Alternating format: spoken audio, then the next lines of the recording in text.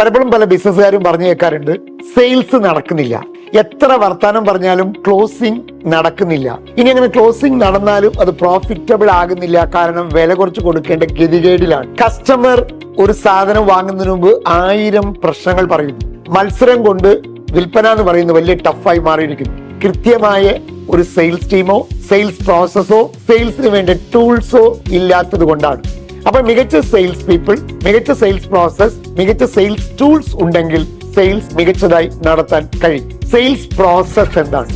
അതിലെ 8 സ്റ്റെപ്പുകൾ എന്താണ്? ഈ 8 സ്റ്റെപ്പുകളെ എങ്ങനെ ചെയ്യണം? ക്ലോസിംഗ് ടെക്നിക്കുകൾ എന്തൊക്കെയാണ്? ക്ലോസിംഗിന് കസ്റ്റമർ തയ്യാറാണെന്ന് നമ്മൾ എങ്ങനെ തിരിച്ചറിയാൻ കഴിയും? കസ്റ്റമർ പറയുന്ന ഒബ്ജക്ഷനെ നമ്മൾ എങ്ങനെ മനോഹരമായി കൈകാര്യം ചെയ്യും?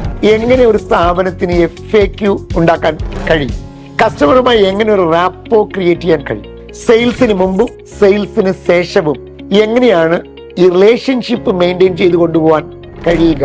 കാരണം റിലേഷൻഷിപ്പ് സെല്ലിംഗ് കേരളത്തിൽ ഏറ്റവും മികച്ച മാർഗമാണ് എന്ന കാര്യത്തിൽ തർക്കമില്ല.